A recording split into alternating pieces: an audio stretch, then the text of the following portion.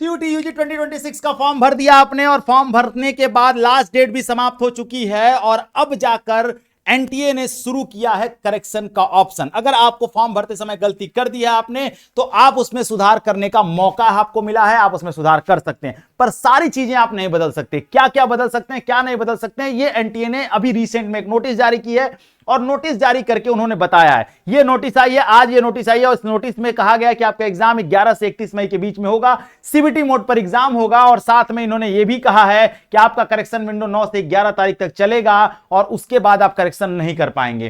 क्या क्या आप बदल सकते हैं, क्या क्या नहीं बदल सकते, ये हम ध्यान से देखेंगे। तो candidate shall not be allowed to change, क्या क्या नहीं बदल पाएंगे, mobile number, email address, permanent address, emergency contact number और फोटोग्राफ ऑफ कैंडिडेट्स, ये नहीं चेंज कर सकते आप। तो बहुत सारे बच्चे परेशान थे कि क्या लाइव फोटो चेंज कर सकते हैं, तो फोटोग्राफ चेंज करने का ऑप्शन नहीं देगा।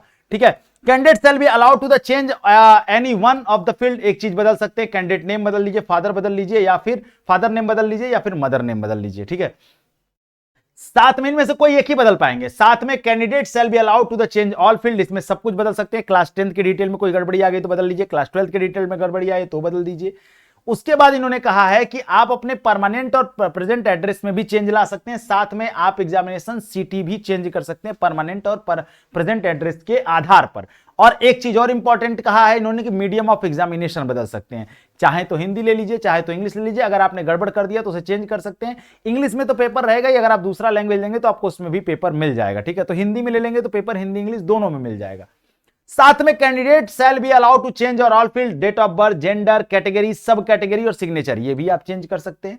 साथ में उन्होंने ये भी कहा है कि आप चाहें तो डोमेन, सब्जेक्ट, लैंग्वेज और जनरल टेस्ट में भी बदलाव कर सकते हैं, सब्जेक्ट ऐड कर सकते हैं, सब्जेक्ट घटा सकते हैं। ठीक है, आधार डिटेल चेंज कर सकते हैं। आप मैक्सिमम 5 सब्जेक्ट ही ले सकते हैं लैंग्वेज और डोमेन को लेकर सके, ऐसा नहीं कि आप 5 डोमेन ले लीजिए, नहीं, लैंग्वेज और डोमेन को लेकर के आप मैक्सिमम 5 सब्जेक्ट ले सकते हैं।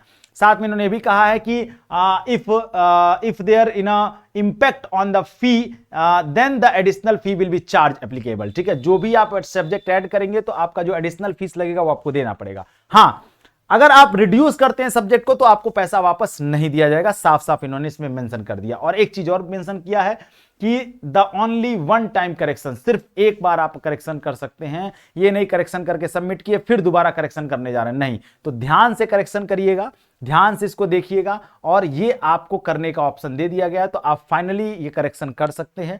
आपसे कोई गलती हुई तो आप मुझे कमेंट सेक्शन में जरूर बताइए कि आपने क्या गलतियां की हैं और आप उसको सही कर रहे हैं कि नहीं कर रहे हैं। कर दीजिए, क्योंकि दोबारा मौका आपके पास नहीं आएगा। ठीक है, चैनल को सब्सक्राइब करके रखिए, हर अपडेट आप तक समय पर पहुंचाते रहेंगे। थैंक यू सो मच, जय हिंद।